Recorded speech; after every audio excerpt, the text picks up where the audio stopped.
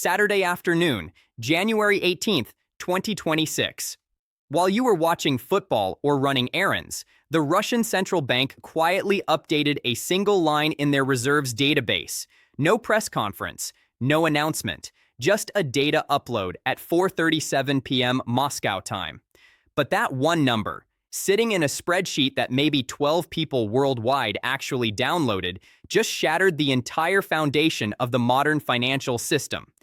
$326.5 billion. That is the value of Russia's gold reserves as of January 1st, 2026. It represents a $130 billion increase in exactly 12 months, the largest single-year appreciation of any sovereign gold holding in recorded history. But here is the part that should make every central banker in Washington lose sleep tonight. Russia didn't buy more gold to achieve that. They actually sold gold. They reduced their physical holdings by 6.2 tons. While Western sanctions were supposed to be crushing their economy, and while the G7 was celebrating the freeze of $300 billion in Russian currency reserves, gold did what gold always does when fiat currencies start collapsing.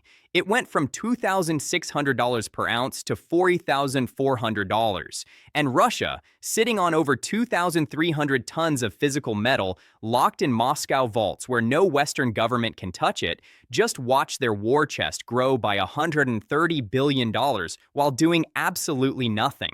They didn't print money. They didn't issue bonds. They didn't beg the IMF for loans. They just held gold. And the asset rewarded them for understanding the oldest rule in monetary history. Real assets beat paper promises every single time. But this $326 billion is just the opening act. The real story, the one that is about to destroy dollar hegemony forever, is what happens when you add China, India, and Saudi Arabia to the mix. You are looking at a $1.7 trillion gold strategy that the Federal Reserve has zero tools to stop. Welcome to the Dollar Watch. Let's look at the numbers. To understand exactly why this is happening now, we have to look back at the 30-year plan that has been executing in plain sight while Western central banks printed themselves into oblivion. In 1999, Russia's gold reserves were negligible, just 384 tons, worth about $4 billion. At that time, the West dominated the gold market. The US held over 8,000 tons. Germany held 3,400.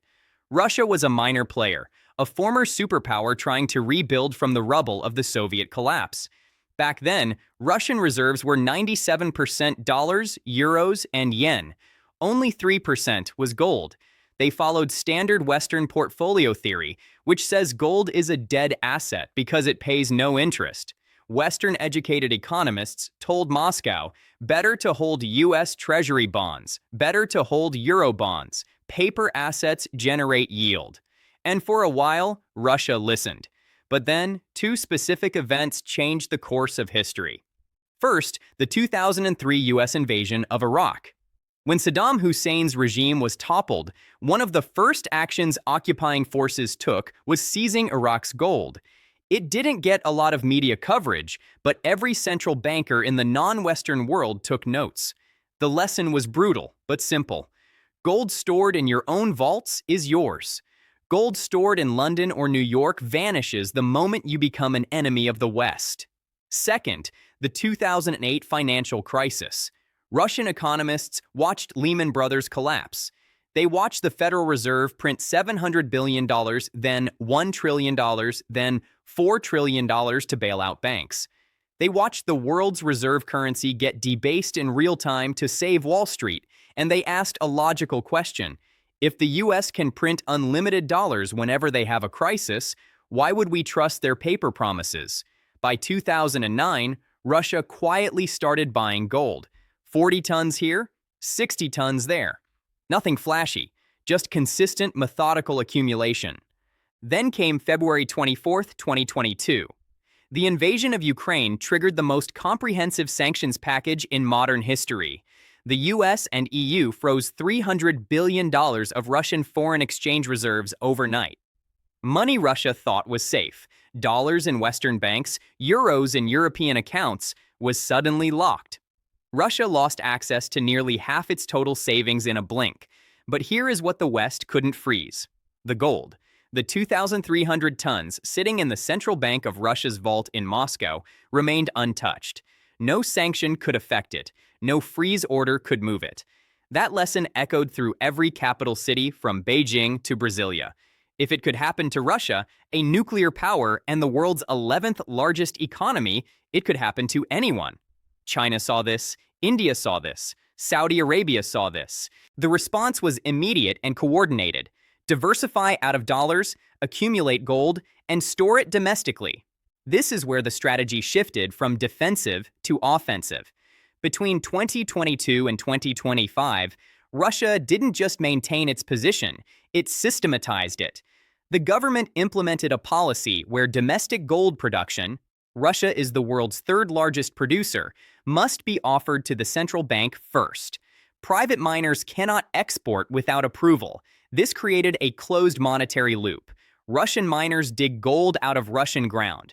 The central bank buys it with Russian rubles printed by the Russian state. The gold never touches London. It never goes through New York clearing. It never enters the Western-dominated pricing system. It stays inside the fortress, strengthening the monetary base. And ironically, Western sanctions helped this process. By forcing Russia to trade more with China and India, nations also accumulating gold, the sanctions accelerated the formation of a gold-based trading bloc. Now, let's look at the math of 2025, because this is where the numbers become undeniable. On January 1st, 2025, Russia's gold was valued at $195.7 billion. By September, the Russian National Wealth Fund actually had to sell gold to cover budget deficits. They liquidated approximately 64 tons. Total Russian holdings dropped by 6.2 tons over the year. They were net sellers. But look at the value. The gold price exploded from $2,600 to $4,400 per ounce, a 70% increase in 12 months. By January 1st, 2026, despite selling metal, the value of their stockpile hit $326.5 billion. They sold the asset, yet their wealth grew by $130 billion. That is a 67% return on an asset they are actively liquidating. That isn't investing. That is monetary alchemy. That is the power of holding the one asset that cannot be debased, while every fiat currency on Earth loses purchasing power simultaneously. And Russia is not alone in this trade. China operates with strategic ambiguity. The People's Bank of China updates its holdings sporadically, often going months with silence before suddenly announcing a massive purchase. This prevents Western analysts from front-running their trades. Official data says China holds about 2,300 tons, but many experts believe the real number is much higher, likely over 4,000 tons, because China is the world's largest producer and, like Russia, absorbs its domestic production. If China truly holds 4,000 tons at $4,400 per ounce, their hoard is worth $560 billion. That is bigger than Russia's entire GDP. It is a war chest capable of backing an alternative reserve currency for decades. When you add India, which has been buying steadily for 3 years, and the new BRICS members like Saudi Arabia and the UAE, the picture changes completely. We are looking at a combined BRICS gold holding of approximately 6,000 tons today. At current prices, that is $852 billion. But here is why $1.7 trillion is the target number I am using.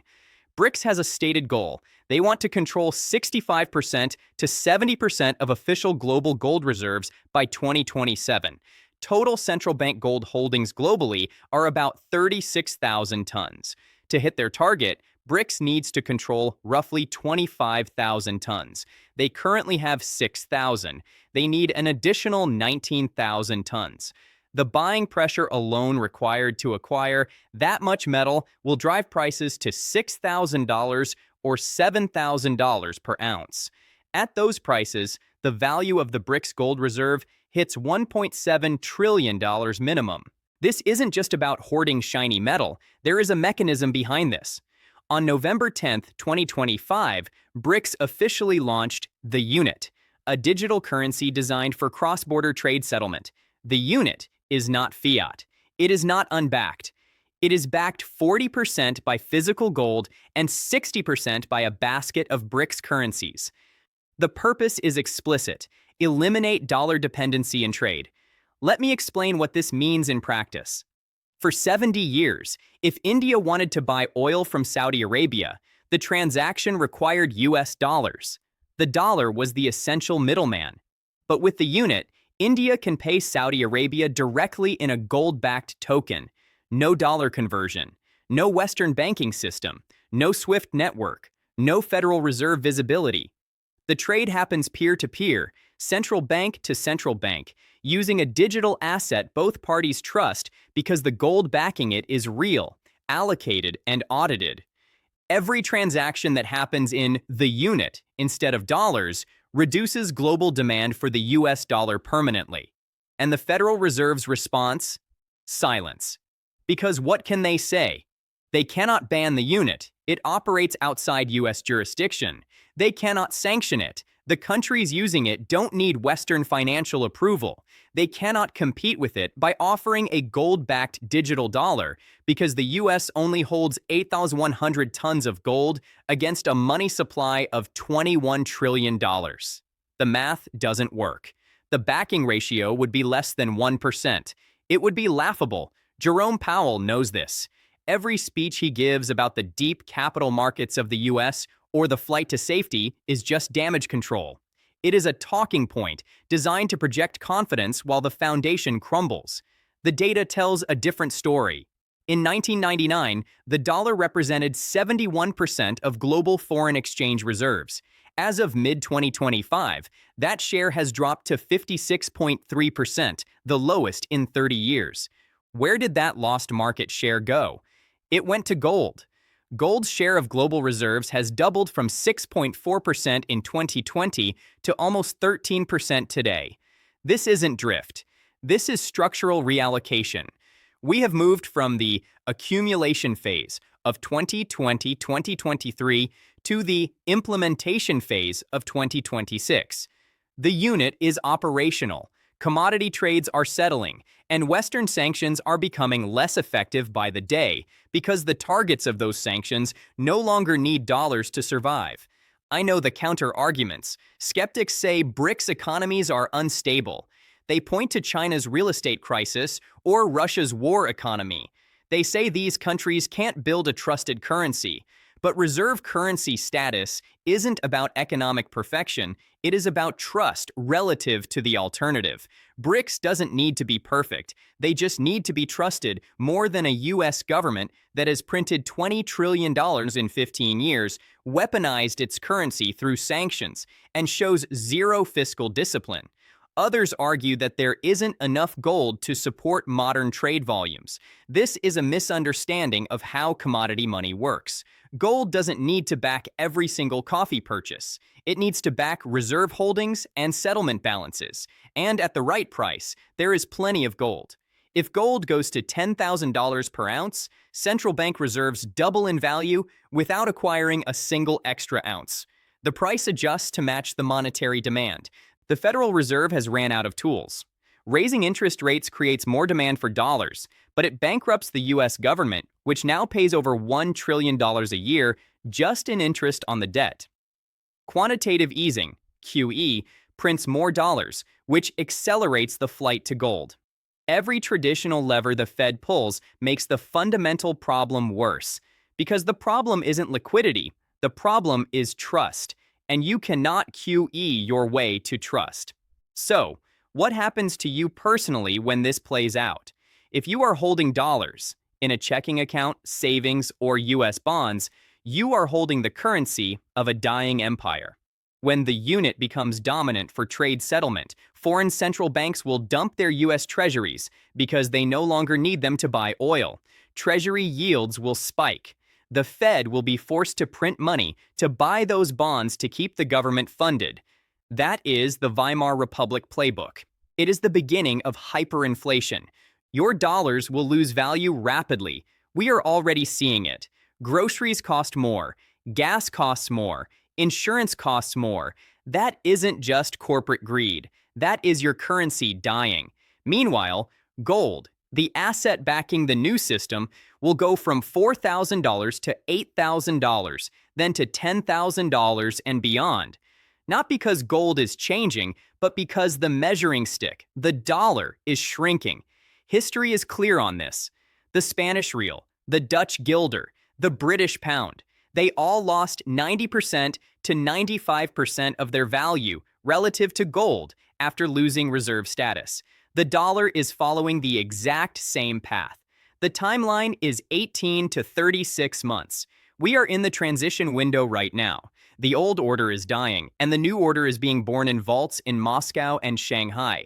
When the dust settles and gold is $20,000 per ounce, you will look back at January 2026 as the moment it became irreversible, the moment Russia proved you can beat the West just by holding real assets.